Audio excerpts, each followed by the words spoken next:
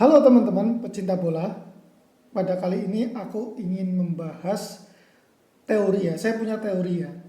Pendapat bahwa setiap juara, terutama juara champion itu kan dianggap sebagai tertinggi lah di Eropa ya, atau mungkin bahkan dunia secara klub ya. Setiap juara champion, Liga Champion pasti mempunyai kiper yang bagus. Tapi tidak bisa dibalik. Artinya setiap punya kiper yang bagus pasti juara champion. Tidak mesti. Tetapi setiap juara champion pasti dia mempunyai kiper yang bagus. Oke.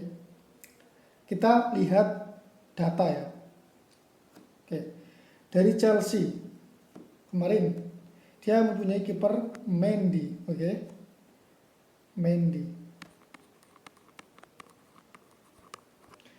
Jelas dia bagus.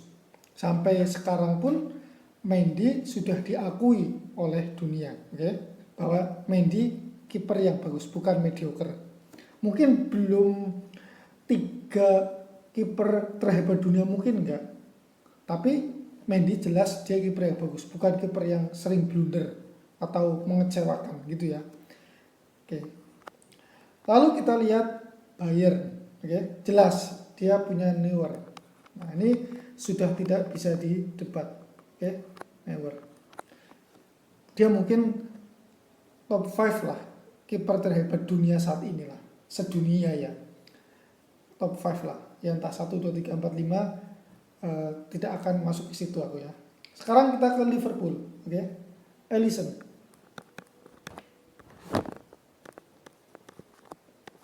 Ini juga kiper bagus, apalagi di musim 2018-2019 dia benar-benar kiper yang diakui dunia juga.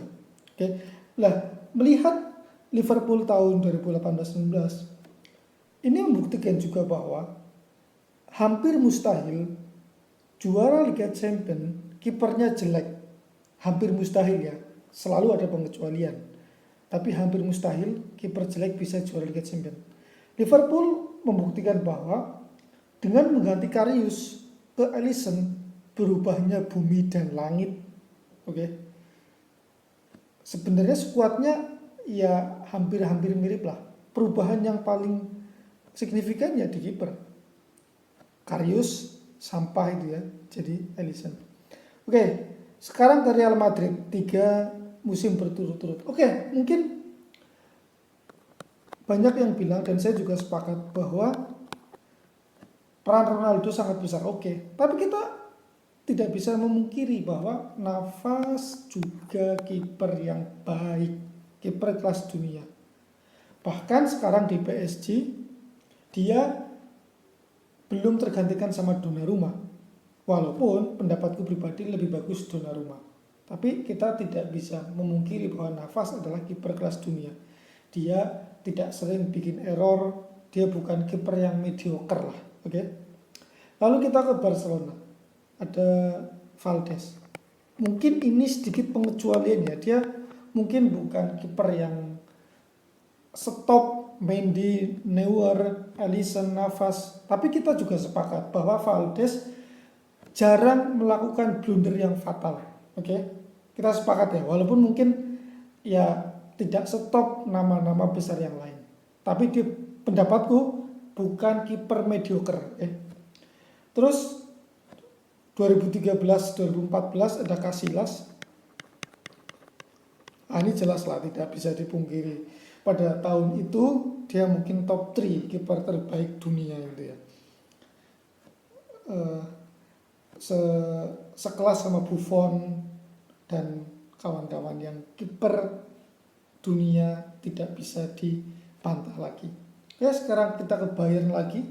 Tahun 2012-2013 ada Neuer lagi, masih Neuer. Jelas ini juga kiper kelas dunia, apalagi di tahun itu lagi top-topnya, masih ya relatif muda gitu ya, tidak setua sekarang.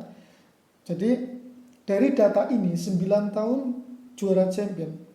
Di setiap klub yang juara champion pasti ada kiper yang hebat. Oke. Sekali lagi tidak bisa dibalik. Ya udah, aku kalau punya kiper yang hebat pasti juara champion. Belum tentu, kayak Buffon tidak pernah juara champion. Tapi setiap klub yang hebat pasti ada backing kiper yang kuat, itu pasti. Nah, ini saya punya teori nih tentang kiper gitu ya. Jadi kiper itu pendapatku adalah sangat vital ya dalam sebuah tim ya. Karena kiper tidak hanya save-nya yang keren atau menjaga bola masuk ke gawang secara teknis, tapi dia lebih juga kepada mental, oke? Memberi rasa aman ke lini belakang, ke back-backnya, oke? Back lalu nanti ke tengah dan seterusnya. Jadi ini pendapatku ya, bisa salah ya, tapi saya yakin kiper itu memegang mental yang paling tinggi di belakang, di atasnya back. Jadi kalau kipernya jelek, aku yakin ya, karena juga aku main bola gitu ya, walaupun enggak yang bukan siapa-siapa, tapi saya juga pemain bola yang aktif sampai sekarang. Kalau kipernya bagus, backnya lebih percaya diri, oke? Sehingga karena lebih percaya diri, dia lebih all out untuk menekel lawan, untuk lari, untuk menutup pergerakan, untuk fokus dan sebagainya. Tapi kalau kiper sudah sering blunder, back-backnya juga jadi ada beban gitu. Wah, ini gimana di belakang kiper ku kayak gini gitu loh, sering blunder. Jadi mungkin kenapa Liverpool tahun 2017-2018 gagal di final, karena kipernya Karius. Jadi kalau klub ingin juara champion khususnya ya, atau mungkin ya juara liga lah, tapi ini saya fokusnya ke champion, harus dipastikan dulu kipernya kelas dunia. Kalau kipernya tidak kelas dunia, menurut data itu peluang juara champion hampir mustahil, karena hampir nggak ada. Saya bilang hampir ya mungkin ada, tapi persentasenya kecil gitu. Jadi kembali ke klub kesayanganku Juventus, jika kipernya masih Szczęsny, dan kita sepakat Szczęsny bukan kiper kelas dunia, oke? Szczęsny bahkan buangan Arsenal dan umurnya juga sudah tua, umur 31 tahun. Jadi sudah tidak bisa diharapkan masa depan dan sebagainya gitu loh, karena sudah berumur.